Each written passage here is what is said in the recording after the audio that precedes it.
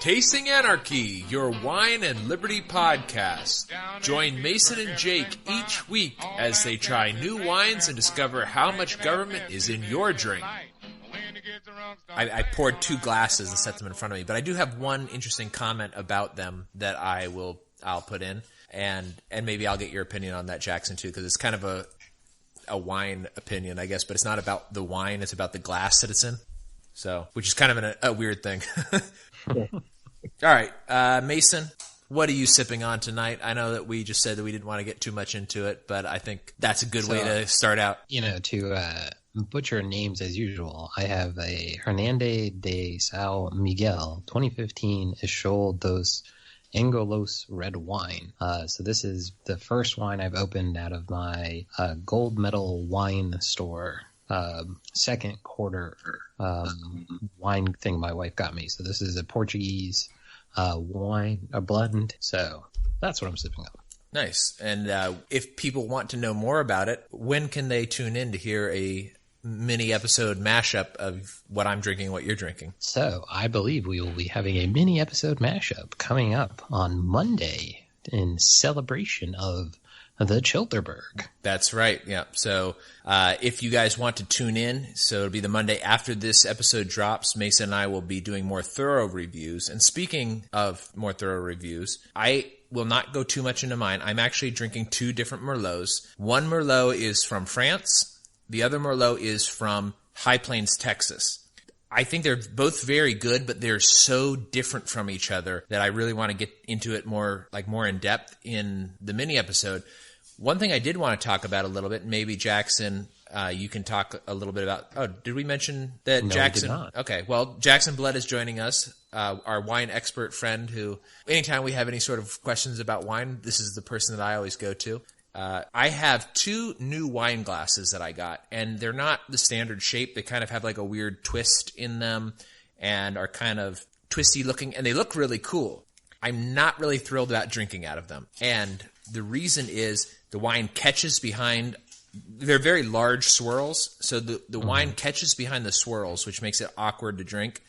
And then also, I don't know if it's just me or if it's true, I don't think the aromas from either one of these wines or from the Malbec that I had in these same glasses is as strong as from a standard wine glass. And it didn't really occur to me. I did a little bit of research, and apparently wine glasses are designed in a particular way. I don't know if you have any thoughts on that, Jackson, while you kind of give a short review on what you're sipping on tonight. But how much does the glass shape play into the aroma, the nose that comes off of wines? Well, basically, like the idea behind a glass is that you're trying to encapsulate the aroma a few inches away from your nose, so you can get a clear sniff of it. Mm-hmm. So, but honestly, I think as long as you're looking at a standard wine glass with a decent sized bowl, it's kind of, there are differences, but I think a lot of it is retail salesmen trying to push different glasses. I appreciate it from an aesthetic standpoint. There's something really nice about a very well made thin wine glass, but so long as it's not, kind of a heavy, bulky thing that you're carrying with the palm of your hand, it doesn't make too big a difference. Okay. So exactly the wine glass that I drink out of, which is just a regular cup. Oh, yeah. So I always drink out of a wine glass. I got these new ones because they're cool looking, but I don't know if I'm going to continue drinking out of them. They do feel kind of cool, but they're just a little bit awkward. And actually, if the swirls were the other direction, it would be less awkward because then they would. It's almost swirled like it's designed for like a left-handed person because like the way that the swirls are, it's exactly where your hand would rest if you were drinking with your left hand. It's very weird, and they're deep. They're like half an inch deep. So yeah, they look pretty aggressive in the picture you showed me. They're very interesting. The cups are beautiful. I don't know if I want to keep drinking out of them because they're just kind of odd. But it may just be because I'm not used to it yet. Yeah. Yeah. I think that's part of it. It's just, for wine glasses, so long as you get an initial taste of the wine, I think it matters less than you would imagine as long as you're not, sniffing and analyzing the wine throughout the meal, Okay, I guess that makes a lot of sense. So speaking about analyzing wine, what did you end up going with the sip on while we do this episode? So I just opened up a bottle of a Kelly Fox wine, and it's a Pinot Noir from McMinnville, Oregon, which is in the Willamette Valley. Mm-hmm. It's a 2017, and it's from the Aharani vineyard. And I think this vineyard was just bought up for another winery. So this is the last one from Kelly Fox. So it's kind of an interesting wine. It's biodynamic, Demeter certified vineyard, 12.5% alcohol, quite low for an American wine. And it's really a nice wine. So you're getting kind of like a hit of dried mushroom, earth on the nose. Maybe kind of wild, sourish cherry. It hasn't opened up fully, so I'm not the best to judge. But yeah, maybe some ripe strawberry. But very nice wine from Oregon. You've been spending a lot of time down in that area lately. Is that correct? Yes, I have. Were you able to pick this up at the winery, or did you get it locally? I got this locally, but I've picked up a few things from the wineries. Cool. Do you want to tell the audience a little bit about your journeys, or is that confidential at this time? It's not confidential. It's just in progress. So I can't give too much about it. But okay. I've been looking at, land, getting involved a little bit more on the vineyard side of things. So spent some time there checking out vineyards, checking out the region, and it was, really interesting to see. That's one of my favorite parts of the country. When I was a kid, we would drive we would always drive up from Sacramento to Seattle or to Vashon Island right there. And I love driving through Oregon. We did a lot of camping in the Willamette Valley and over in the Applegate Valley, and just that area in the central and western Oregon, and it's so gorgeous out there. I love it so much. Yeah, it was beautiful out there. Especially this time of year, it's nice because it's not as wet. And although fall there is awesome too, because you get all those fall colors. Yeah, no, it was really nice when I went out. There was still kind of a lot of rain, but I don't mind that. So. Mm-hmm. Oh, well, that's nice. All right. Yeah. You guys want to get into our topics for tonight? Yeah. Okay. So we could go about this a couple of different ways, Jackson, because you and I talked about this on Twitter, and Mason, you're out of the Twitter loop most of the time. But you and I talked a little bit about this, so we could either go with, I've got two main topics for tonight. The main topic is an article that is from VinePair that's about some changes to acceptable grape varietals in Bordeaux. And the other one is that, Jackson, you had some comments on a previous episode that we did on tariffs. In particular, tariffs with the whole tariff controversy going on right now between the United States and China. So what do you guys want to tackle first? You want to talk about Bordeaux, or do you guys want to talk about tariffs? Well, I know Jackson has a lot of knowledge on Bordeaux. Mm-hmm. So I think the tariffs would be maybe not to speak to how much Jackson has to say about that, but probably a shorter subject. Okay. So that way we can have the bulk of the episode on kind of this Bordeaux thing, because I think it's very, very big. On what it is. Okay. And it applies to a lot of other regions as well, so it's not going to stop with Bordeaux. But yeah, if you want to tackle tariffs first, we can go ahead with that. Okay.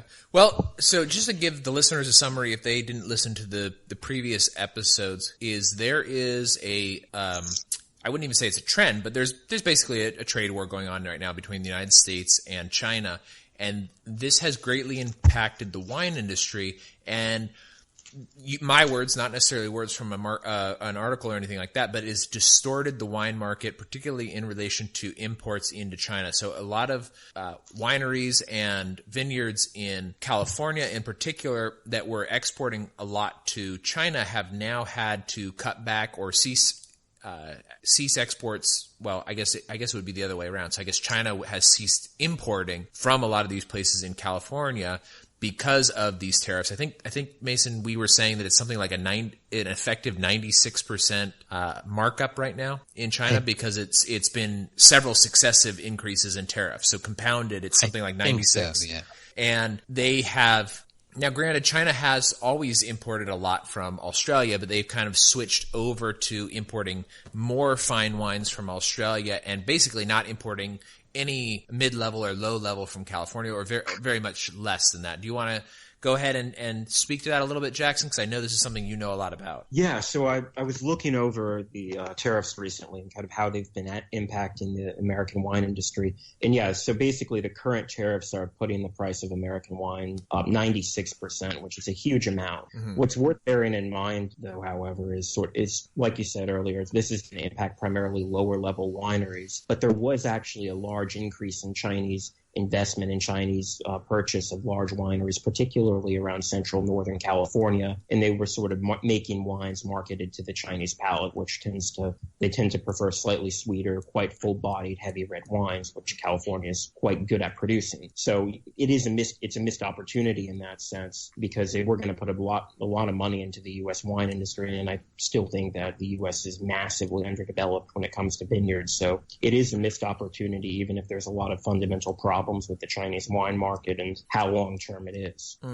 Well, kind of to that point, the way that the Chinese wine market, one of the things that Mason and I were talking about a lot in the previous one, and it hasn't been specifically about wine, but there's been a lot of Mises Wire articles and a couple of other free market articles where they're cautioning people investing in China because they think it could be a malinvestment, because this is largely their government, their central bank and our central bank are funding a lot of the money that is available in China for their middle class, which is the bulk of the people who are buying these types of luxury products. And they're seeing things like luxury cars, luxury wine, luxury different types of food and stuff like that. That this is a top heavy kind of fake market, and that at some point, now granted, Austrians and free market type people are very famous for saying that it's going to collapse, it's going to collapse, and it takes 10 years longer than they expected for it to collapse. But at some point it does. The devil comes to collect his due, so to speak, and we will see a turn in the Chinese market. Now, do you think that China has developed enough that even if there is a downturn in the market, that they will still have there's 1 billion people there, that they'll still have a very large consumer base for the now expanding Australian wine market, that Australia is expanding specifically to export to China. Now, granted, China's not their biggest importer right now; it's still Europe. But and actually, I think America's actually a bigger importer of Australia. I don't know. I'd have to look at the numbers again. I think the UK is still the largest importer. Is it the UK? Okay, so but they do seem to be kind of switching a little bit of their production toward China. But is wine, I guess, agile enough that if the Chinese market does collapse and they produce a lot of these, like you were saying, they prefer bolder, sweeter wines, is wine manufacturing agile enough that they can kind of switch to a different industry's palate, but using the same grapes? Well, basically, to some extent, I think that's true. I think it's pretty easy, especially because Australia and California are already situated to produce those kind of wines quite easily and cheaply. Mm-hmm. So I don't think that's an issue. The issue, and you were asking earlier, and you were talking about whether it's a viable long-term wine market and whether it's worth it to focus on sort of building up a consumer base there. And I think that eventually a crash will come in China. If you look at the real estate market, you look at, these massive condominium developments, these sort of reconstructions of European cities that are for purely speculative purposes that not a single person lives in. There's clearly some sort of credit or debt bubble going on in China. The problem is the thing is, I think there's a large enough population and there's a large enough economy for it to be able to take a hit, and it could have, bad times for 5-10 years, but I'm sure it would reemerge. It's just so developed at this stage. Mm-hmm. And I think even if there is a crash, it's much better to target younger consumers, because wine consumers, like all consumers, are incredibly brand loyal. And if you get, if you get the Chinese drinking American wines earlier, then you're going to build up more loyalty to those wine brands and to those regions. That makes sense, especially if you can get them to start recognizing lesser known wine regions in the United States, like Napa, Sonoma, Willamette Valley, all very famous. Columbia Valley, very famous. But then you've got some of the smaller regions like Applegate, or Applegate's a good example. But then Virginia, for example, that doesn't export a lot out of Virginia, and there's a couple of different AVAs there. Or here in Texas, we don't export anything. But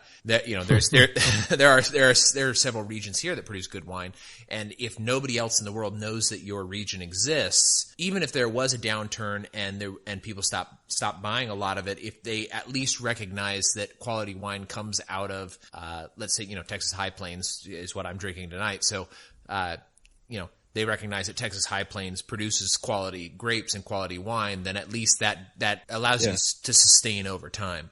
Yeah, and I think it's also worth remembering there are multiple wine markets in China. Mm-hmm. On one hand, you have, the typical large, heavy red wines, sometimes very expensive wines used during banquets, which is a cultural kind of where you presented more expensive wine, similar to, a business dinner as sort of a way to show, that you're a good host. But on the other hand, there's actually a pretty sophisticated Chinese wine market as well. And if you look at Hong Kong, they have the largest auction sales of fine wine in the world, including Burgundy, which they're switching over to, which is not sort of a heavy, in-your-face red. That requires real sophistication to appreciate. Okay. Oh, that makes a lot of sense. And Burgundy, they're very famous for Pinot Noir? Yeah, Pinot Noir and Chardonnay. Oh, okay. All right.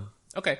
Let's stay on this topic real quick, because there is one other thing that is very topical and more recent, and that is the tariffs with Mexico. So Trump announced via tweet that he will be imposing a 5% tariff on all Mexican goods. I think there were some exceptions when you look at the details, but in the tweet it just says 5% across the board, and it will steadily increase until they stop allowing basically Central Americans and South Americans from crossing through Mexico into the United States. And as I was reading about this, and I did not realize this, but one of the largest agricultural products, now they put them together, so I don't know how much of this is wine and how much of this is beer, but they say one of the largest agricultural products imported from Mexico is wine and beer. I would venture to say that beer is probably the larger of the two, but I do know that Mexico does have a growing wine production, particularly in I'm blanking on the valley's name, but it's in Baja. It's the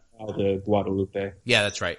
Yeah. So they do have a growing wine industry there. What do you think about that, Jackson? Do you think that that's going to? I guarantee you, it's beer and tequila. That's like 99% of it. It's okay.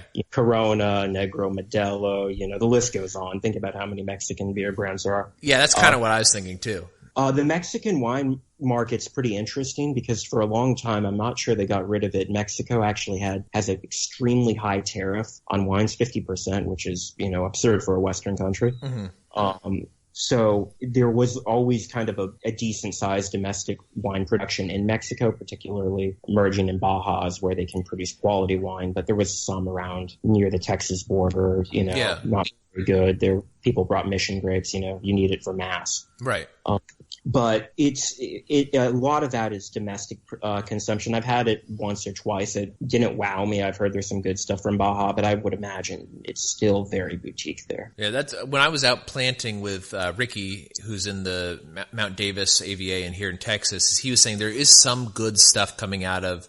I'm going to pronounce this wrong because I don't speak Spanish, but it's like Valle de Parras, I think is how you say it. And which is basically right across the border from where he's producing. And he says most of the stuff they're producing is not very good. And like you said, mission grapes, a lot of kind of weird grape varietals that you don't think of high quality wine coming from those grape varietals. But he said it is kind of changing a little bit, and they are starting to produce some better stuff. And you're getting a lot of mostly young vintners and winemakers who are going like, look, this is we can produce good stuff here. We should. So I wonder. I guess time will tell what ends up happening, and it may be that these tariffs never go through. But I'm curious to see if this really does. Say that again. It's making avocados even more expensive. They were $3 the other day. That's what I heard. Is that the avocados? And there's been jokes going around online that Trump is specifically doing this to own the libs because every young millennial liberal has to have avocado toast like every day, or else they'll die. So I need it for guacamole. I need it for that's true. Yeah, I love avocados in guacamole, and actually I've started. This is totally unrelated, but because my wife loves sushi so much, and I don't like sushi, I've actually though started realizing that not all sushi is covered in seaweed. Correct. Yes. which I guess I never realized. So I can actually order it with some other type of wrap. So they have like this like pink kind of papery wrap that I think is pretty good. It's like rice paper or something. And then they also have like a radish on the outside of some of them. I've never had that before either. And I was like, this is really good. And she doesn't like it with avocado. So if they won't take the avocado out, she'll like pick the avocado out and give it to me. And then I've also learned that like, I don't hate fish. I just don't like fishy fish. So salmon is fine and tuna is fine. And so I do actually like it. Which are fishy fish. Oh, are they? Oh, see, well, cause, Yeah. because like, like when we were at the revolving sushi cafe or whatever it is where they bring you all the sushi on the conveyor belt. And normally this garlic tuna is like my favorite thing ever. And I will eat it because there's no seaweed on it. It's just like a piece of tuna with this like crispy stuff on it and garlic sauce on rice. And I will eat like 50 plates of this because it's not filling and it's delicious. And I had like 2 of them and I was like, I think their tuna went bad because it tastes gross. It tastes like fish. And and she was like, oh, it tastes fine to me. And I was like, no, something's wrong with it. I'll just switch over to the salmon. And the salmon tasted gross too. So I was like, this is the worst. I think the problem is in the revolving sushi concept. It probably is. Normally it's fine. I was going to say, they turn over their inventory too fast for it to really be a problem. I'm betting you just got fresh tuna. No, but they're not. Salmon. Oh, no. They're not getting fresh stuff. That could be. Distributors. I mean, it is Dallas. It is, we are what, They're buying it frozen from distributors. Yeah. Oh, I'm sure they are. I'm sure. So, okay. Well, anyways, that's really totally unrelated, but it's just been my recent discovery that I don't actually hate fish as much as I thought I did.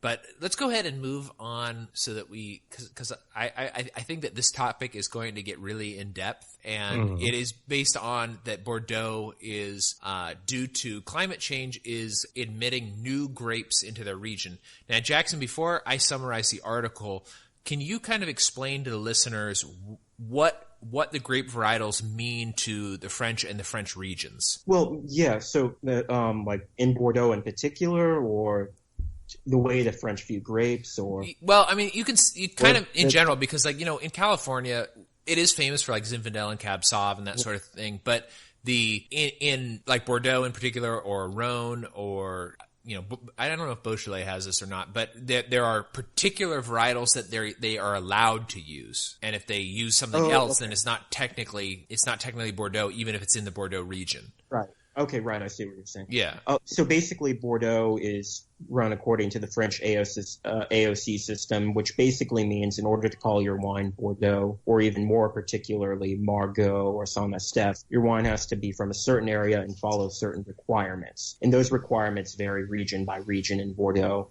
So, but generally speaking, Bordeaux, like all other French regions, you're required to plant and have a blend of certain grapes in order to call your wine, say, Bordeaux or Burgundy or Champagne. Okay. In Bordeaux's case, what that means is that you have different grapes on the left and right bank, Cabernet Sauvignon on the left, Merlot on the right being the two most prominent examples, but you have Cab Franc, Malbec, a lot of other things thrown in.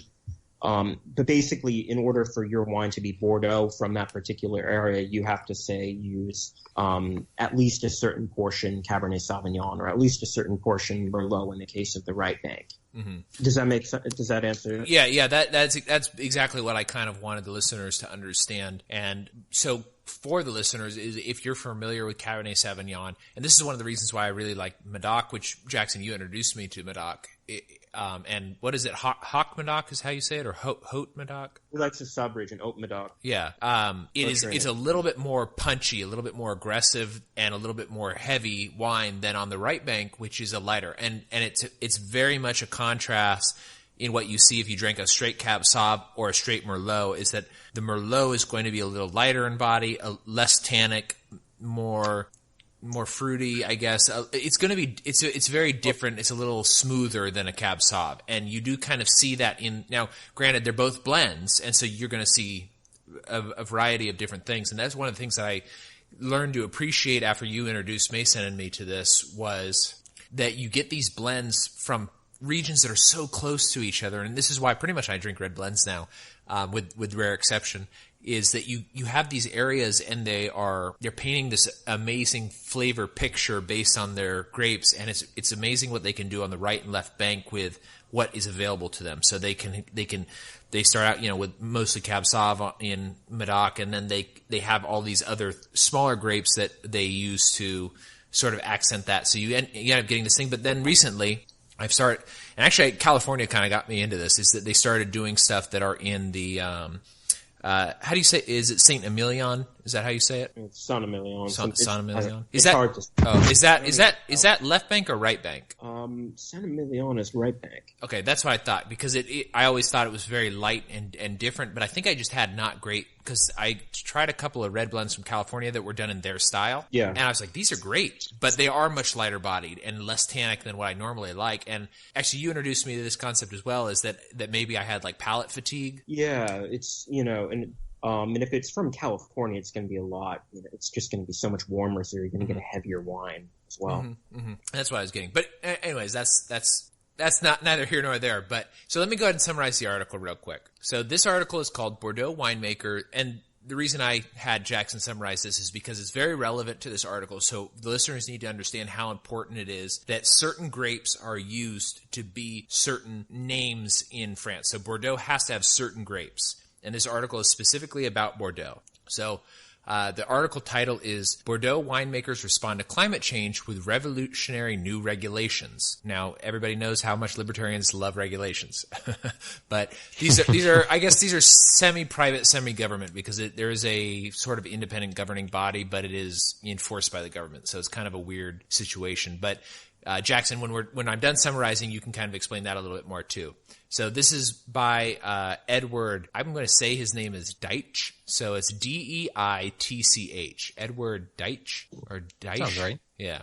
So to summarize the article, so growers and winemakers in Bordeaux are worried about climate change.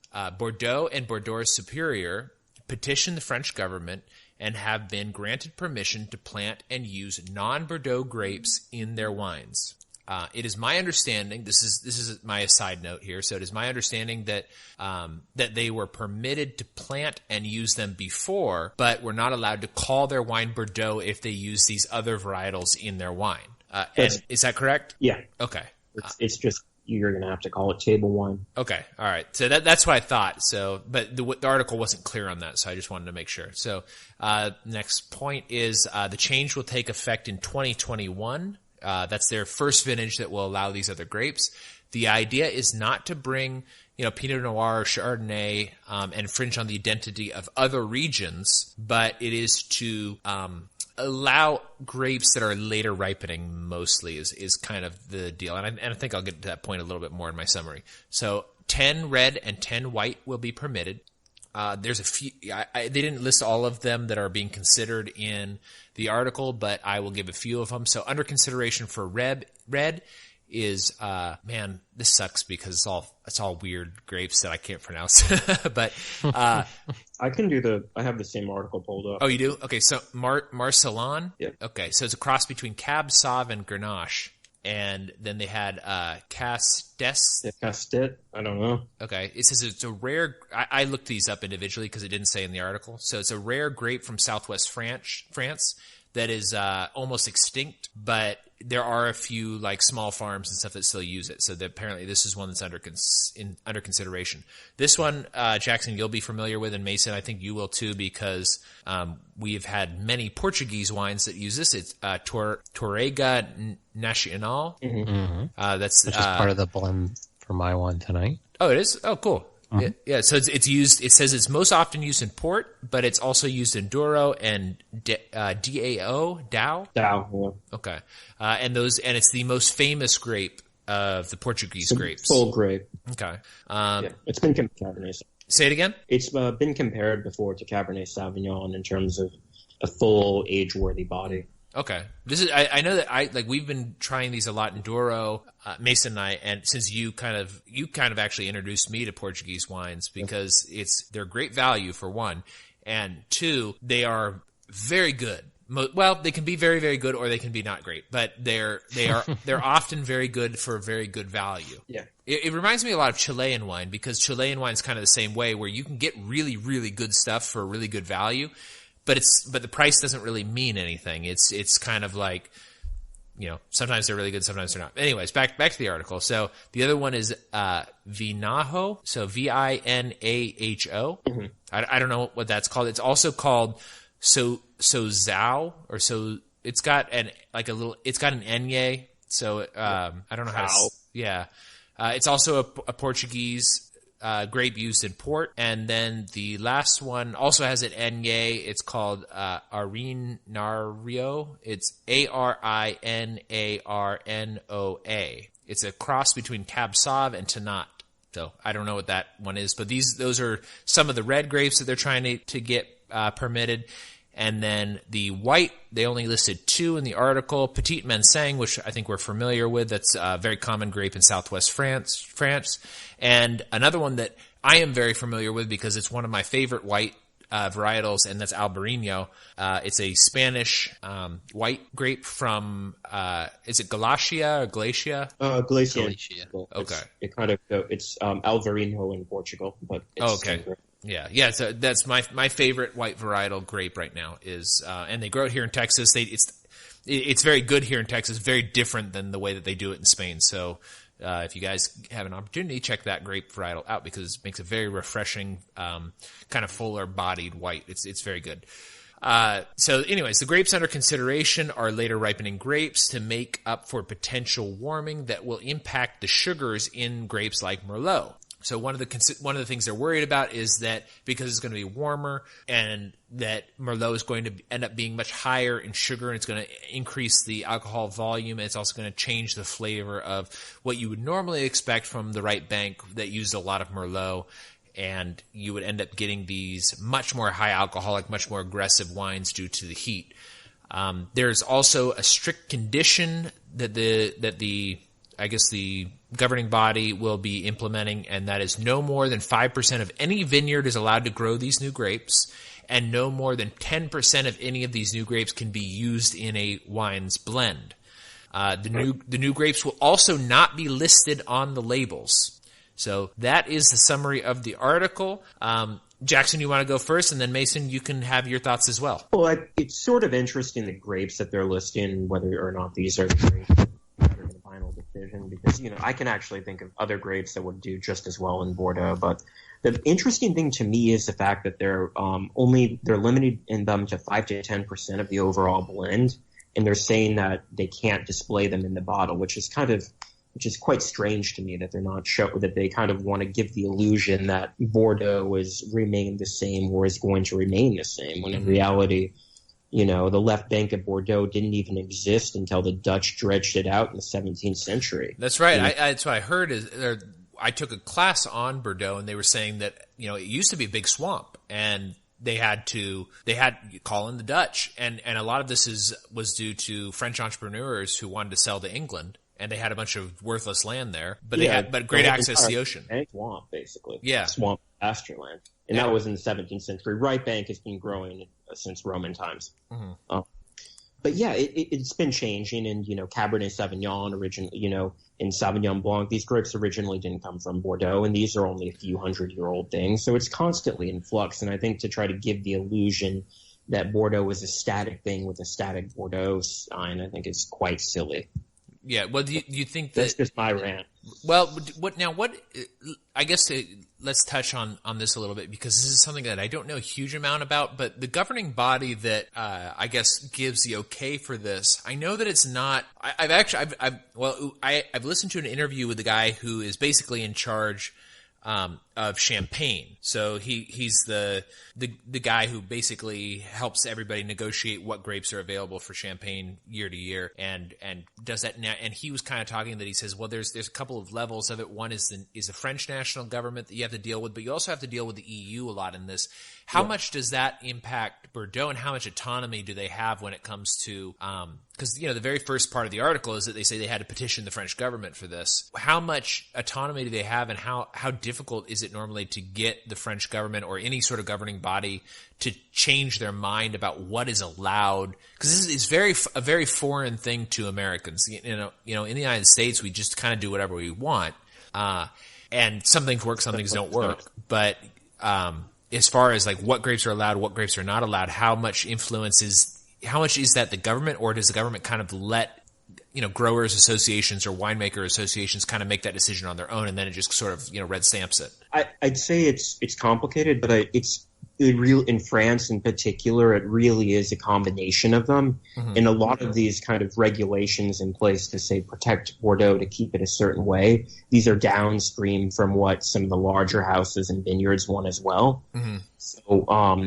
So that's another thing worth considering.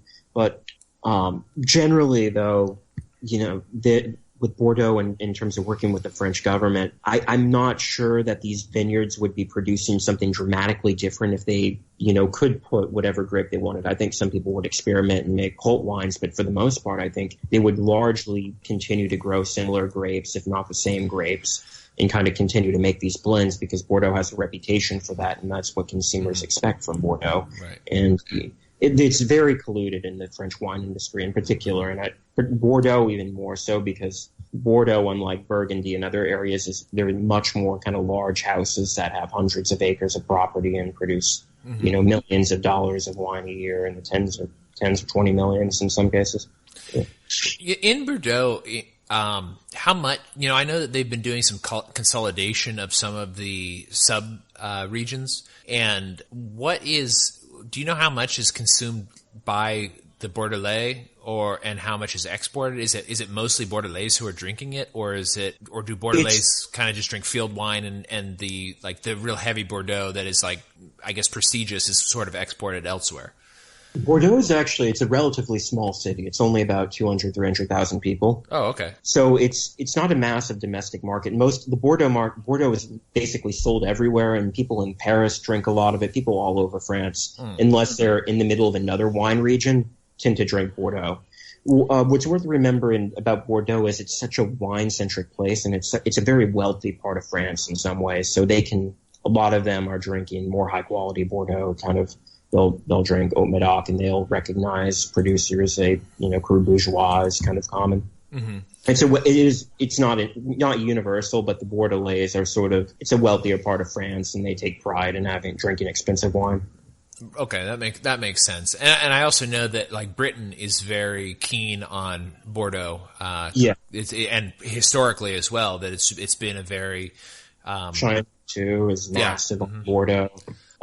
Basically everywhere that you can buy wine and there's a high-end market, there's going to be anywhere the French colonizer is going to be Bordeaux. You can buy Bordeaux in Morocco. I've seen it for sale. Mm-hmm. That's interesting because that's of the 70 or 80 bottles of wine that I have right now. It's I would say probably the largest selection that I have that is not from I guess the U.S. would be Medoc. It is because that's what I like, and if I see a good deal on one of the ones that I know that I like, I'll buy 12 and just kind of keep it because I know it keeps for one, and also sometimes I don't really feel like trying something different. I want to have something that I know I like. And you are like any good Englishman in that sense. Yeah. No. It's a perfect illustration of why Bordeaux continues to sell wine. Is they produce a consistent, high-quality, age-worthy product year to year, and even when you don't like it, you're like, I'm having wine with my lamb. I'm happy. Yeah. Oh, exactly. Yeah. And I do eat some lamb, a lot of ground lamb, and a lot of. Lately, I've been really into cube steak, which is like a weird cut. Cheap cut. It is a really cheap cut. I get really into cheap cuts. I like to play around with them. Yeah. Exactly. I felt like I did a really good job making cube steak taste really good, and I eat a lot of beef and a lot of lamb. So I bought a whole bunch of cube steak, and I was like, this pairs really, really well with these Bordeaux style red blends, or if I have like a real Bordeaux, it just pairs really well with it. And I pretty much drink every day. My hand to my mouth going like, I drink every day. And it's true. Like I drink probably more than I should, but because I've gotten so into it. Mason, you and I talk about it so much. Like the amount of wine that I drink, I don't have to be drinking 3 bottles a week, but according to some of the articles I've read, that if you drink 3 bottles or under a week, you're still a moderate wine drinker. so really, if you want to be very serious, you could follow the Basque Health Agency's model. Which I just found hilarious because they recommend no more than 5.4 drinks a day. That's great. Jesus. Well, the thing is, like, I mean, I guess they do drink at lunch. Yeah. And I've started drinking at lunch too because Basque country they do it for breakfast too. But it's not like they're getting drunk. They're having a glass or 2 glasses. Breakfast, 2 with lunch, maybe 2.5 with dinner. So. Well, we have at my job now, which is also kind of weird. We have beer at the job that's just kind of available in the fridge. So at lunchtime, we also have a chef at my job, so he makes us whatever. So if I feel like it's something that'll go well with one of the beers that are there, I'll just grab a beer and crack the beer and eat my lunch and drink a beer while I finish whatever programming I need to do. So I probably drink way more than I should because I do have a beer at lunch a lot, and then I come home and I have 2 or 3 glasses of wine. But I'm not getting sloshed, and I feel like I sleep very well still, and I'm in good shape. So It matters. I was going to say cube steak. You can make cube steak Bordelais. You could braise that with red wine, put some mushrooms in it. That's probably a really good idea. And I do have some Bordelais that I actually am not crazy about, but it's not terrible, or not Bordelais. Beaujolais is what I have that I'm not crazy about. But I've had Beaujolais that I think is very. Anyways, we're totally getting off topic here. Mason, per this article, do you have any questions? Do you have any questions or comments on it? Climate change in Bordeaux and well, I read through the article, but it is interesting. I thought we were going to kind of expand a little in terms of how climate change is affecting. Well, we are. No, that's fine. We are. I just wanted to make sure that you and Mason felt like you had the maximum amount of commenting time on this article. And I know, Mason, you haven't had it. You haven't put too much in yet. Do you have any comments or questions or anything that you wanted to ask Jackson? So the first thing is, this is one of those ones where they're worried about this idea of climate change, which, I'm not particularly one to be worried about. But when I initially hear this and when I initially think about this, what I think is going on is it's like they're like, oh, we don't want it to get, because it's going to get hotter, over ripening. So basically they don't want to become California, which has effectively shown that they can produce better wines in some context. I'm not saying that California is always some context. Yeah, exactly. But that's where I also think this is one of those classic, we have to look like we're doing something sort of things where the climate is changing. That's what happens. But I think this is like one of those setups where it's like because they couldn't just admit that we're possibly getting our butts handed to us by not innovating some. We're going to start allowing innovation, but we're going to make it so you can't see it. No more than 5%. Well, if you're really you have to be and not that these people aren't master winemakers, but it can't none of these varieties can be more than 5% in the bottle. Mm-hmm. So and they're talking about bringing in a nearly extinct grape varietal, but they're not looking at any of the crazy Georgians. They're not looking at the places that already have a very hot climate.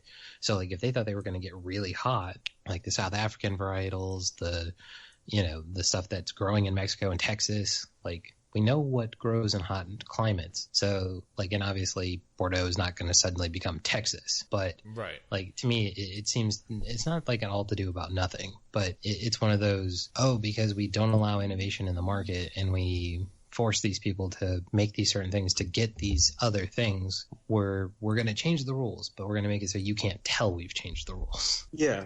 I think the counterpoint to that from the perspective in Bordeaux would be if they started planting completely different grapes from what are done traditionally in Bordeaux, and consumers started, finding out that they were, planting 50% Syrah in their Bordeaux, then you could easily have people run away from Bordeaux and be like, I don't trust these wines anymore. So, that's how consumers. That does make a lot of sense to me, especially when you have a lot of the French grapes in particular, that's their reputation. Yeah. And I think to some extent, the numbers we're looking at, 5 to 10%. And if you look at the numbers predicted for climate change and what you had in the past, 50 years in Bordeaux, in the past 50 years, you had something like 3 degrees Fahrenheit, right? And that's actually quite significant, but that's not super significant. And what's important to remember is France has so many varieties of grapes. Italy has so many varieties of grapes. These grapes have been kind of gradually bred and developed for very particular climates and very particular regions. Mm-hmm. So I think the adjustment you have to make is much more subtle than, say, changing from Merlot to Mourvedre. I think it's much more like slow. You say, I'm going to plant a little less Merlot this year and a bit more Cabernet Sauvignon, and I'll throw in some Malbec. You could easily throw in Malbec. That's a traditional Malbec.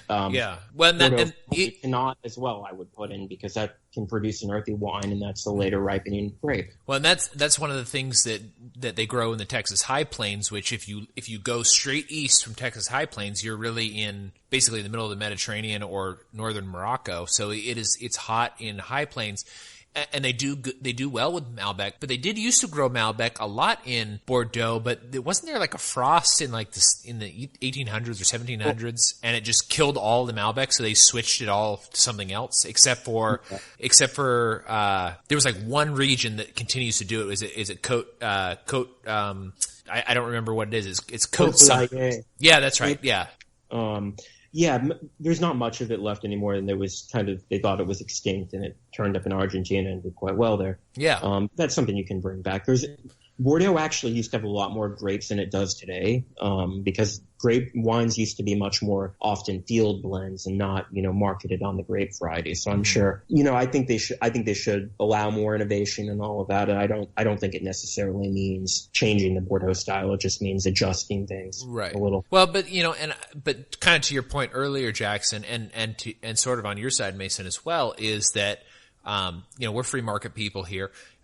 There is a market value in reputation. And if you're going to drastically change for lack of a better way of putting this, the formula of your wine, you may want to kind of protect yourself in the market against that. Is that, we don't actually all remember this, because I think none of us were old enough to remember, but New Coke versus regular Coke is that they changed the formula of Coke. And actually, I have something going on right now. I don't eat a lot of candy, but my favorite candy is Butterfinger, and they have this new Butterfinger. I hate it. And I had one. It is way too real tasting. It doesn't taste artificial enough.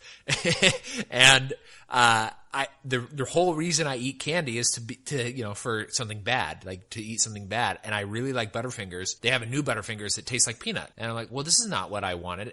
And I've noticed that when I go to the store now, all of the quote unquote new Butterfingers are on clearance. And I think it's because people who like Butterfingers, like me, tried the new Butterfinger and were like, no, this is too peanutty. It doesn't taste like whatever the heck is in Butterfingers normally. Here's the thing. I've had it, Jacob. Mm-hmm. I didn't think it tasted any different. Really? Oh, I thought it was so drastically different. I was like, ugh. I don't know. I remember it. You're training your palate with all this wine to such an extent you're getting the subtleties in Butterfinger. Yeah, that's probably it. Is that, and that's what I was going to say. This is one of those things that is kind of the classic position of the show is I am continually the one who doesn't taste things very well, but I've always been that way. Taste is not there are certain things that I taste extremely. Like salt. Yeah, or cilantro. Yeah, and then that's the thing is cilantro used to taste physically taste different. Or whatever the term for what taste is. But it literally tasted different than it does to me now. Now it doesn't taste bad. It's just not a flavor I care for. It's it's not immediately revolting like it was when I was a kid. Mm-hmm. So this is one of those things where, for me, I had it, and, I don't eat Butterfinger often enough, so it may have been I just, if I had an actual Butterfinger and then tried the new Butterfinger, it'd be a problem. But, to me, it was such a non-event. When you said, they came out with the new Butterfinger, I went, oh, yeah, I've had that. I hadn't thought about it since I ate it. Literally just did not matter to me. That's funny, because I was so offended by it. But let's kind of pivot a little bit to the wider position that Jackson, you alluded to earlier. Is do you see a trend in grape growing and the type of wine that is producing of moving further north or changing to longer ripening varietals?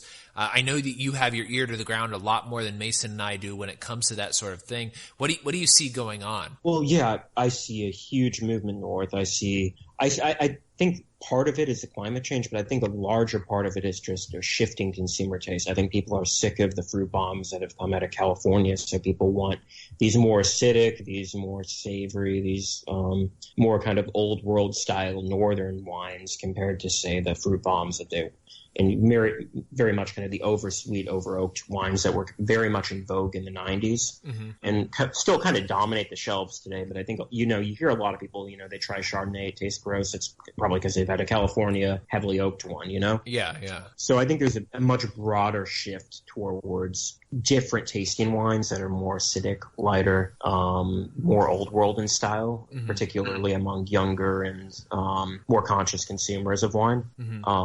So I think it's just going to be a major shift. When I was in the way I made in the Columbia Gorge, vineyards were going up left and right. You could see, and you talk to everybody there. The number one thing they want to tell you is how different their area is from California and how they're making cool wines, how they're bragging about how little irrigation. One person on this website I thought was humorous wrote, "Irrigation is the Oxycontin of American viticulture."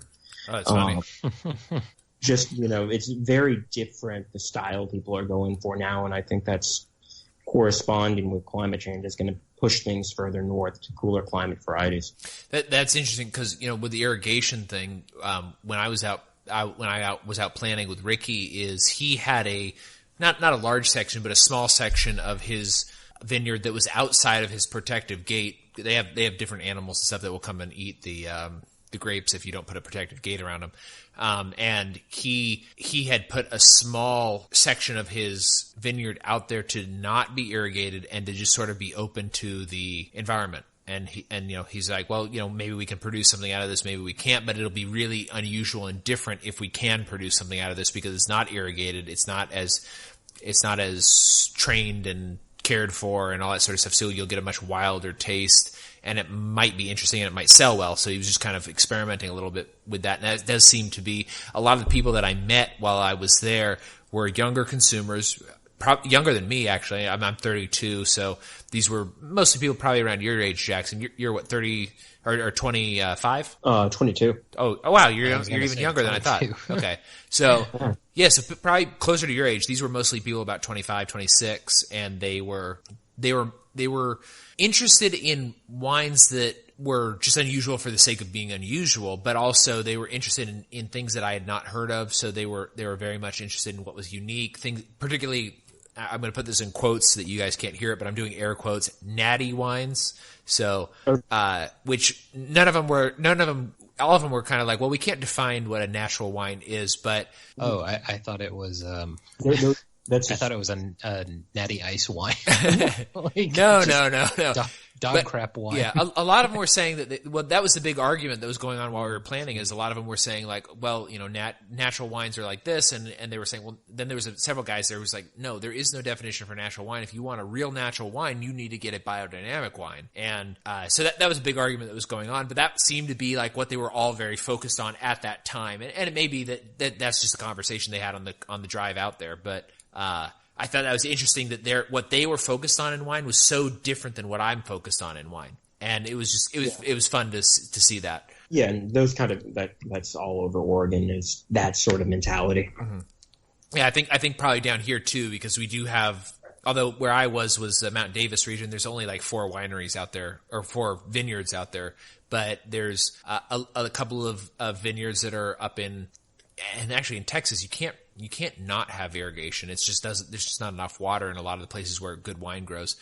But down in hill country, there is enough. And there's a couple of places that are starting to go, well, let's try to do things in like a natural way, less irrigation, more, I wouldn't say that they're doing it biodynamic, but kind of more in the biodynamic style, which kind of leads me to my other question. And this is, do you think that a lot of the changes that are happening in wine are more related to climate change? Because, Mason and I are kind of, I wouldn't say we're climate change skeptics, because since at least for me, since I've been in the wine world, I see these wineries moving north. Yeah. And that can either be climate change, or it could be basically what my question is better viticulture practices, increased technology, better availability of basically investment resources. Because one of the examples I have of this is Virginia, where Mason currently lives, where I used to live, is that Virginia for years, even going back to like Thomas Jefferson and before, where they recognized that it was a place that could grow grapes and could grow good grapes, but they struggled for such a long time to produce decent wine, and wine that wasn't always molding and getting mildew and all sorts of other problems, until the 60s, really, 60s and 70s, when they started actually producing decent wine at a consistent production level. And that was mostly due to technology and viticulture practices. Do you see that maybe people are moving north because of climate change gives them the opportunity, but also because we have better technology, better viticultural practices that allow them to plant things further north that would have been too difficult or cost prohibitive before? It's my answer. It's a combination of the two. Okay. The thing that's important to remember about climate change, and I think this is one of the best examples I've seen, is if you talk to any vineyard and you ask them what their, especially on the West Coast, what their recent vineyards have been like, they say, oh yeah, we're picking it a week or so earlier than we used to. So that very much is real. Even in Oregon, they're picking in September. Okay. So that's a very real thing. And I think that's part of why vineyards are moving north. But I think the other thing too is just the consumer trends. I don't think it's technology as much because, the wine regions of Europe are all much further north than most of the wine regions of the United States. Virginia corresponds, to, Napa. It's, very different. Which I think Napa is sort of on the same level as like southern Spain. Yeah, exactly. It's quite different. And Virginia is just much more cool, much more extreme climate. You can grow wine there. The problem is if you want to do something like natural wine or really like long term, it's just hard to do it without tons of pesticides and management, crop management in places like Virginia because of the mildew and all of that. Yeah. Okay, so I think that's interesting. Mason, do you want to comment on that real quick before I move on to the next question I have for Jackson? So, that's the thing. One of the things I think that we're leaving out of this conversation is the global lack of recession in first and second world countries over the last 10 plus years. So, the Federal Reserve has created how many trillions of dollars of new money? Right. So we're seeing a lot of investment projects where, and this is one kind of going back to something that we were talking about with China and the tariffs. And one of the things that people don't really seem to understand about the Chinese economy is the way that it's very hard for the middle class to get the money out to reinvest. So they bring a lot of things in that get propped up and rebought while they try to build their internal economy, but a lot of them don't trust investing within the internal because they think they're going to get ripped off. But that's the same thing is there's all this money for these big projects because Lehman Brothers and these super big banks and these other investment firms weren't really allowed to die in the last recession. Well, Lehman Brothers did, but you didn't have Bank of America or Wachovia just go under. And then all of that debt all of that resources become available to be bought up, so nobody bought it up, and then the Fed dumped a bunch of money in. So I think there's a lot of these vineyards that are literally just would not happen otherwise because there's just so much cash available. It really depends where you're talking about, Well, Texas specifically. Oh, Texas, I would buy that. I don't, I think you can produce good wine in Texas. I think some areas I think the hill country is too hot for grapes, in my personal opinion. But I'm not going to offend you. Yeah. Most of the hill country wine producers don't produce it with hill country grapes. It's mostly high plains grapes. Yeah. So, for me, it's Texas, but also a lot of the places in Great Britain that have a lot of expansion. Not that Great Britain is getting warmer in that regard and has had a lot of summers that have been especially warm and things like that. But it's because the market is just not available for them to invest in what they normally would. So they're investing in these projects that don't necessarily make sense. That's the feeling I get. That's not how the British sparkling wine market is. It's very small producers doing champagne style stuff and outselling and they're selling for $45-50 a bottle. It's a very that's like corn. It's not propped up. That, like, for example, isn't propped up by debt. The area I would worry about are these sort of big heaping Central California wineries and some of the larger maybe vanity projects in Texas, if you will. That's more what I would. Yeah, and there are a lot of vanity projects in in Hill Country a lot, but also even over in Mount Davis, there's a few vanity projects as well, where the people who are actually growing the grapes don't own the land. They just kind of work it. They don't really know exactly what they're doing. I wouldn't say a lot. There's not very many vineyards out there, but there are a lot of people who own a lot of land out in that region. There's one guy who owns 50 square miles out there, and from what I understand, he's trying to put in a vineyard just because he thinks it's a cool idea to just come out there and have a vineyard. A ton of vineyards are just vanity projects that people want to go to their country house and look at vines. Yeah, that's nothing fine. wrong with that. Yeah. But, go ahead. I'm sorry. Go ahead. I cut you off. I think Mason, you were saying though, I like a lot of those, certain vineyards are, I think. Yeah, and that's the thing is I don't necessarily think that, and this is kind of where I don't do a very good job of explaining this, but one of the things I think is it's not necessarily the debt-driven like Silicon Valley, where it's these people have soaked in a bunch of money. What I mean is they've soaked in a bunch of money that like in debt, like Netflix is just blowing money and creating debt. One of the things that I've often think that's kind of underreported is like the people who go into Silicon Valley as not an investor but an employee, make a bunch of money and then just leave and have additional resources and funds. So I don't necessarily think it's debt driven. Much of it is, but there's a lot of this other like people who just suddenly have funds they wouldn't have had otherwise. I talked to one of the owners of the vineyards I visited. He was there since the 90s in the Willamette Valley growing Pinot Noir. And he left Silicon Valley in the 90s to start a vineyard out there. Smart move, He has his own beautiful property, quiet. Don't blame him. Oh yeah. I mean, I would kill for some land out there. That would be great. I wouldn't kill. But fantastic. The guy, he produced amazing wine. Mm-hmm. He only has to have the place open twice a year. I think he bought like 100 acres, and you can, if you have your wine for $40, it's sustainable. Yeah.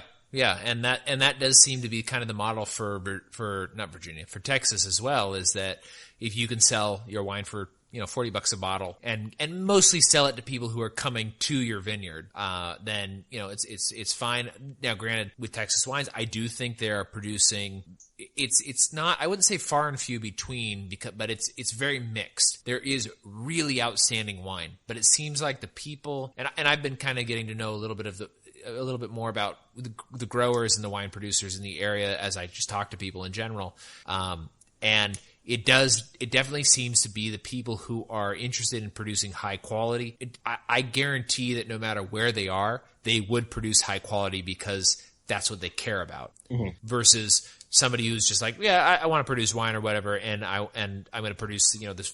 I don't want to name any brands or whatever, but there's certain brands here in Texas that are very quintessential Texas brands, and I don't think that they produce very good wine.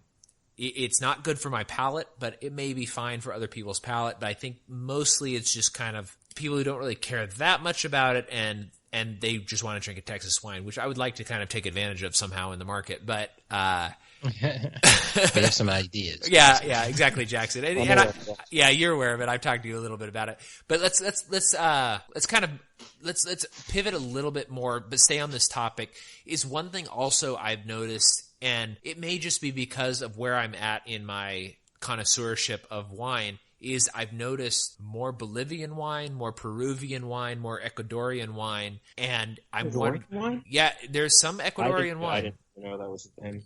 It's not good, but it's very, very far north. But there is some, even at Total Wine, there's some. But and I got it, and I was just like, I've only poured out 2 bottles of wine in my life. A Spanish bottle, which I don't think was necessarily bad. It just was really, really not for me. And 1 Ecuadorian bottle. And those are the only 2 that I've ever poured out. But you should call Sanja's revenge. Right. But so I have noticed, though, that there is an expansion in both Bolivia and Peru in particular, that there is an expansion. And from what I understand, I've never seen this before, but I've read a few articles that in some of the higher altitudes of Colombia, they make wine. I've never tried it. I don't know what it's like, but apparently there's an expansion in a lot of these areas, and their market is not the United States. Their market is Asia. What weird. It is weird. And I'm wondering. I know Chile has the trade deal with China, so that helps them export, but that's weird. It is weird, and I'm wondering if that is due to market conditions, or what does that say about the climate change, particularly in Peru and Bolivia are a little bit further south. I would say that probably what are those? I think that Peru is like Peru can do a little bit just if you Peru's a little below the equator. The thing is, Peru, you can grow grapes. They make a lot of brandy there. They make a ton of pisco. You might have heard of a pisco sour. Yeah. That's all. That's made from grapes, and that's from Peru. Okay. You can kind of grow if you irrigate. You're on the coast. Because the Pacific coast, like in California, gets really kind of cool there. So you're dealing with days in the 70s as compared to 80-degree days. So it's it's not super hot, but it's just. Well, I've read that Peru is one of the few places where you can get 2 harvests per year from grapes. Yeah, that wouldn't surprise me. Which is super unusual. Normally you get 1 chance and that's it. But I guess Peru, because they are so close to the equator, they can get 2. And I have had a couple of Peruvian wines, and I don't know what they're trying to do, but it's not for me, the ones that I've tried. I'm always very interested in trying something new from some place that I've never seen before. I know that Brazil produces wine as well, but it's almost all domestically consumed. It's very rare to get it outside of Brazil. But it's all very, very, very far south in what's that city down there? It's like Porto Alegre or something like that. Yeah, Alegre. Yeah, it's way far south and way down near Uruguay. Yeah. And I guess Uruguay produces some as well, but it's very poor. Tarzan makes really nice wine. If you try their Tannat, they do a really good Tannat. And really? They make a phenomenal Albarino, one of the best New World Albarinos you can get. Oh, so I'm very interested in trying that. Okay. Both of those. They're both right up your palate because it's like a heavy but interesting red in an Albarino. Okay. I will totally look that up. So I mean that really kind of covers my questions there on climate change, is that it seems like maybe something else is going on in South America, and it may be related to trade, and it may be related to domestic tastes, because from what I understand about South America, other than Chile and Argentina, pretty much all of the other producers, it's almost 100% consumed domestically. Yeah. And I think a lot of it is also just people have, places like Peru and Colombia, they've had kind of continually expanding economies for a while. So you have middle classes with a lot more money to spend on wine and, people to go mess around trying to live their vineyard fantasy as well. So that could be part of it too. Yeah. And I think that's kind of how Chile got started, was that they had a sort of an expanding economy there for a while. A lot of the wealthy people wanted to have vineyards because they were like, well, where we're from, Spain, they have that. We want to have that as well. We want to be like, a French country gentleman or a Spanish country gentleman. We want to have these vineyards. And actually, I think Spain had this these weird laws a long time ago where you weren't allowed to grow grapes in the colonies at all. You had to import it all. Their taxes were actually, if you really want to go on a tangent, mostly based off of kind of liquor tariffs and stuff. So they wanted everybody getting as much Spanish wine and brandy as possible. So they would just give it right to the royal family. Oh, that's very interesting. We should do a topic on that at some point. But we could do a whole history of Spain's impact on the South American wine industry and the Catholic Church and the tension therein. That would be a really good episode. Mason, you want to do an episode like that? I don't have any knowledge on this subject, but I think it would be a fantastic episode. We've got plenty of time to research, so maybe we should research and plan that. That would be really fun, because I really like Spanish wines, and it's a super interesting what's going on there, but also just the impact that they've had on all of their former colonies with respect to wine, I think is super interesting as well. Well, look at the mission grape, how far. Yeah. The major exception was monasteries where they had to have their own sacramental wine on hand all the time. Mm-hmm. So that's why you had the mission grape kind of go into California, Chile. These very heat tolerant, drought tolerant grapes kind of went all around, South America all the way up into Texas and California. Oh yeah, we're actually here in Texas. There's a lot of wineries who are, I guess, revisiting mission grapes and seeing if they can do something interesting with them. And they are interesting. They're not really for me, but they're interesting. I've heard one really good example is somebody using 100-year-old vines in central Chile. Oh, really? To make some really interesting. I was reading that it's actually quite good wine. Like a very rustic, heavy red. But for the most part, I think it's a really hard grape to manage. But if the vines are that old, it might be interesting. Yeah, I'd be interested to try some of those. Well, now that we're kind of done with our climate change thing and we've already moved on to other topics, I've got a couple of other things I wanted to touch on with you, Jackson, since we've got you on the episode. Have you? Well, I don't know what your experience is with this, but it's something that I've been thinking about a lot lately. Is co-ferment versus blends? Do you want to? Can you explain that to the listeners, like a co-ferment versus a blend, and how does that produce something that is different? Well, basically, so in winemaking, what occurs is, like after you press the grapes, what you have to do in order to get the grape juice into alcohol, i.e. wine, is you have to ferment it. Mm-hmm. And the question a lot of vineyards have is they plant a variety of different grapes on a variety of different sites. And if they're making a blend, the question they have is whether they want to put those all into the same fermentation vat together and produce kind of a wine where those flavors are, for lack of a better term, more instantaneous and more molded together in that process, or if they're going to create separate wines from separate vineyard tracts or separate grapes, and to taste those wines individually and to analyze them and to make a blend afterwards. So that's those are the two different approaches, and they both have merits, and there's pretty good arguments in favor of either of them. Those are the two schools. Some of the best wines I've had are made in either method. I think it partially depends on what you're trying to achieve. If you're trying to achieve finesse and precision, I would prefer blending individual wines together. But it's very subjective. And if you're trying to, like, one of the more interesting wines I had recently in the Columbia Gorge was actually a 70-30 Pinot Noir Pinot Gris blend, but it was co-fermented together and continually macerated for a long time. So it actually produced a red that was heavier than Pinot Noir, almost Nebbiolo-like in strength, and they aged that 2 years, and it was a phenomenal wine, $100 wine, but it was really interesting that they did that. That sounds one of the concept of co-ferment was kind of introduced to me by Craig Camp from Troon Vineyards when I did an interview with him, and he does, he's got a biodynamic vineyard. Yeah, I like what he does a lot. Yeah, well, he was saying they like to do co-ferments sometimes, but but his thing was sort of to your point was he was saying it kind of depends on what you're trying to do. So if you're trying to see basically what the yeast is going to do with the acidity and the sugars and all that sort of stuff from these two together, you're going to achieve something very different at the end from if you fermented them separately and then tasted them and then went, okay, I need this % of this and this % of this. And you're just getting something, like you said, you're getting a much more precise thing happening when you're blending them because you can really control the percentages of flavor that you're getting. Whereas with the co-ferment, it's like, you know what, you put them together, whatever happens, it happens, and you don't have any control over how the yeast affects that particular amalgamation of grapes or grape juice at that point. But I don't know. I think that's very interesting. Let me move on to the next one because I think that was a good. Unless Mason, you want to say something about that? I have a completely non-starter. Okay. Because I was trying to figure out, like, I forgot Uruguay was south of Brazil. Okay. So I was looking at Google Maps. Yeah.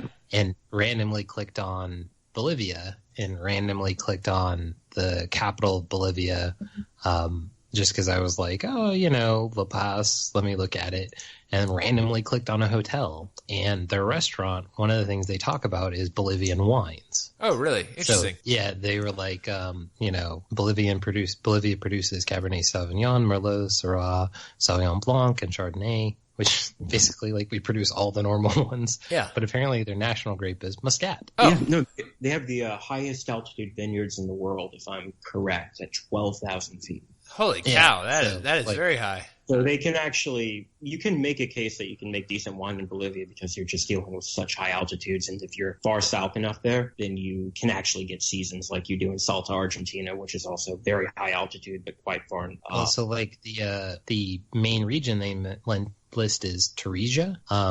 That's where they kind of produce most of the like kind of the wine growing region.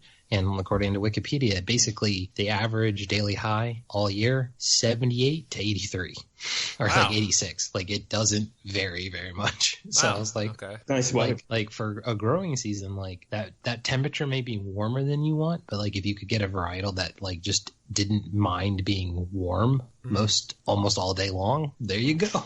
Yeah, that is very very interesting. We one of these days when our show grows like really big, or we just become billionaires from our independent businesses, then we'll go on the run and escape to Bolivia. Yeah, that's right. Escape to Bolivia. Wasn't it Jesse James? Not Jesse James, but there's some gunslingers that like went down South America way, and I thought Bolivia is where they went. So. No, not Pancho and Lefty. Yeah, but like, is it? Yeah, there's a song where they all go to South America, and I can't remember what it is. But let me move on to my next question, though. Yeah, this will use this to kind of close out the episode because we're running a little bit late. Jackson, you have your ear to the ground. You know what's going on in wine, particularly in your neck of the woods. What do you think is an up and coming wine region or an existing wine region where you think there's something exciting going on that you think that our listeners should keep their eye out for? I think people should look for Northwestern wines in particular. I think there's going to be a massive growth in wineries in Washington State and Oregon. I think the climate there is much more similar to parts of Europe, so it allows much more acidity, much better structure in your wines than some areas of California if you're looking for a particular style. And so from what I can tell, Columbia Gorge, I think, is going to get larger. Willamette Valley, I think, is still underplanted. I think those two areas are two that, and I visited them both. I'm very excited about what's coming out, and particularly just the geographic and geological diversity in somewhere like the Columbia Gorge where, you go 20 miles and it's a completely different climate. You can go from, northwest rainforest to high desert in an hour. It's incredible. Wow. What are some of the types of wine or styles that they're looking to produce in those areas that you are particularly excited for? So in the Gorge, the Willamette is famous for Pinot Noir, Pinot Gris, and Chardonnay right now. And they're producing other stuff, and it's, I'd say per capita they're doing some of probably the highest quality wine in the United States per winery. In the Willamette, I think I'd be confident to make that guess. But in general, they're doing more kind of traditional Burgundian wines, so Pinot Noir, Chardonnay, Pinot Gris. But in the Gorge, you can do everything ranging from Pinot Noir to Cabernet to Syrah to Mourvedre in the more eastern parts of it.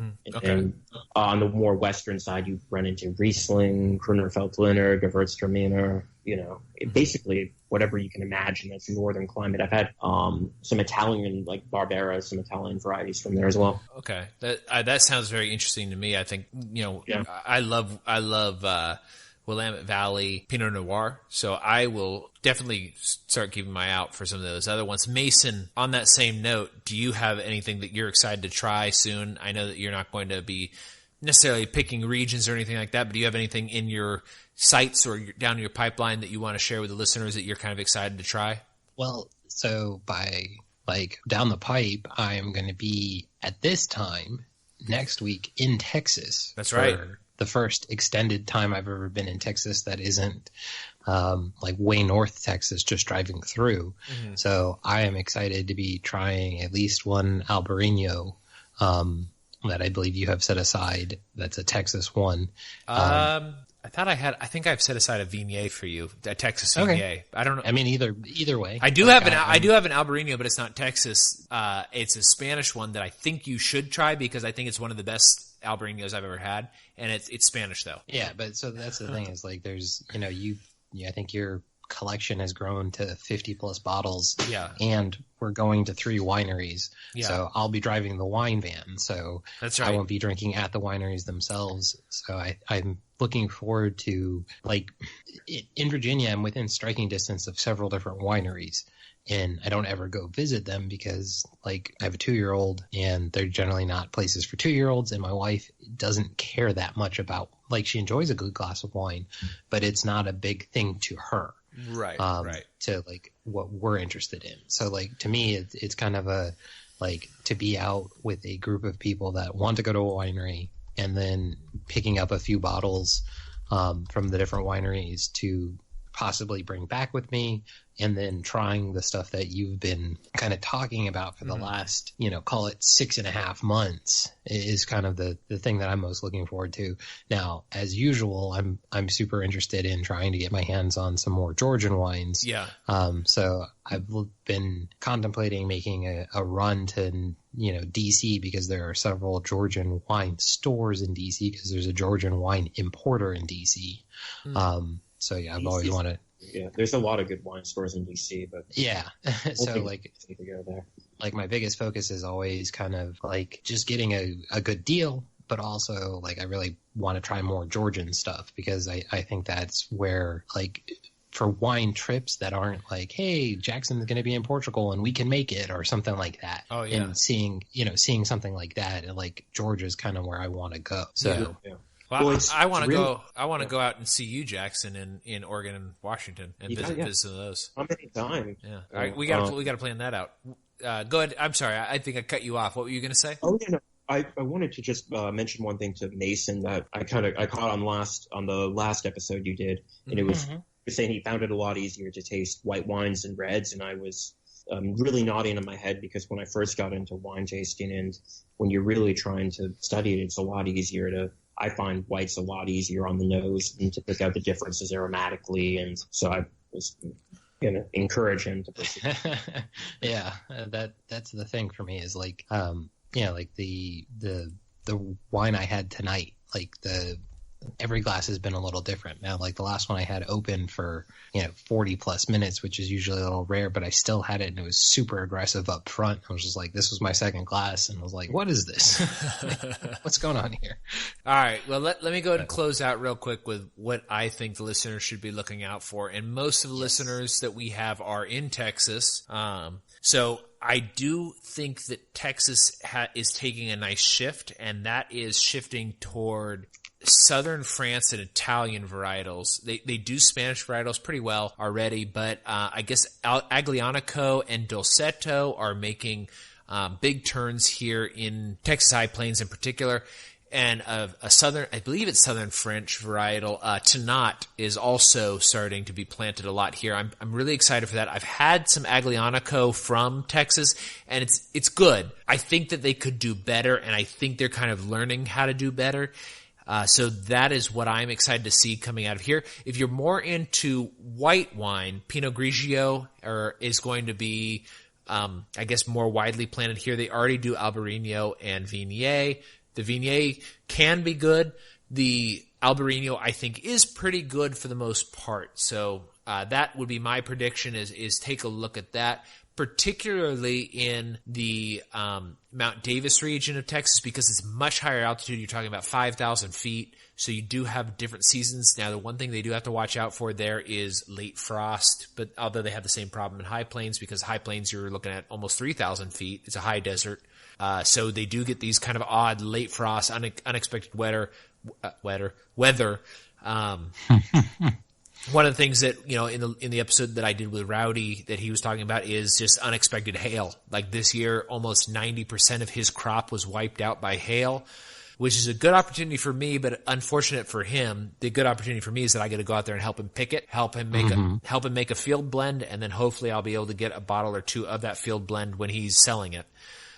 So that is pretty much all I have. Jackson, do you want to do any plugs or anything? I know that you are still working on your wine import-export business, but you also have other projects. Anything that you want to share with listeners, or is this all still in the works and not ready for public consumption? Still in the works, but yeah. Okay. Well, then just have everybody follow Jackson at JacksonBlood1 on Twitter. He's one of my favorite follows, and he always has not only good stuff to say about wine, but he is also very well versed in beer. And I don't even really drink beer, but you know what? I read about it. But you know a lot about it. So, Mason, do you want to go ahead and do our Tasting Anarchy plugs before we close? Certainly. You can follow us on Twitter, Tasting Anarchy. So you see Jacob out there jacking it up at Elizabeth Warren quite often. You can also send us an email at tastinganarchy@gmail.com. There's also tastinganarchy.com. And one we quite often forget to plug is we're on YouTube. So That's right. All the episodes posted to YouTube. So you can go and listen to them there if you don't like listening to podcasts on actual podcasts for some reason. And then I think, Jacob, you also do some Instagramming where Foxy makes quite a That's right. heavy appearance. Yeah, that's right. So Instagram, it's mostly the wines that I'm drinking. And a little bit of interaction with people who listen to our show from Instagram. But mostly it's just pictures of what I'm drinking and Foxy, my dog. So if you want to follow us there, it's, Tasting Anarchy on Instagram. Same as all of our handles. I feel like follow Childeberg on Twitter, @Childeberg. Yes. So, because there's quite a bunch of stuff coming. That's right. And it's happening. Yeah. When this episode drops, it'll be Childeberg is tomorrow when this episode drops. So you might be listening to this on your way to Childeberg. You might be listening to this after, but go ahead and take a look at the Childeberg Twitter because you'll be able to see all the fun happenings and stuff on that. I think that's it for me and Mason. I will let you have the last word, Jackson, and if you have nothing else to say, we'll just say stay free. So, Jackson, what do you got? Stay free. Thanks for having me on. All right, always stay free. Get the rum, start fighting all night. Knock down windows and tearing down doors. Drinking half gallons and calling for more. Drinking wine, sporty, you to drink wine. Wine, sporty, you to drink wine. Wine, sporty, you to drink wine. Pass that bottle to me. Hoy! Drink it, man. Oh, give me some of that slop. Oh, pass that bottle to me. If you want to get along in Peterstown, buy some wine and pass it around. Age runs up to 49. All them cats, they love sweet wine. Drinking wine, sporty, you to drink wine. Wine, sporty, you to drink wine. Wine, sporty, you to drink wine. Pass that bottle to me. Hoy! Wine, wine, wine. Elderberry. Wine, wine, wine. Cherry, cherry. Wine, wine, wine. Blackberry. Wine, wine, wine. Horton sherry. Wine, wine, wine. Oh, pass that bottle to me. Now down on Gill Street at Willie's Den, he wasn't selling but American gin. One soldier wanted a bottle of wine. He hipped that cat for $1 and a dime. Drinking wine, sporty, you to drink wine. Wine, sporty, you to drink wine. Wine, sporty, you to drink wine. Pass that bottle to me. Now I got a nickel, have you got a dime? Let's get together and get some wine. Somebody's fifth and somebody's fourth. When you get together, you're doing things smart. Drinking wine, sporty, you to drink wine. Wine, sporty, you to drink wine. Wine, sporty, you to drink wine.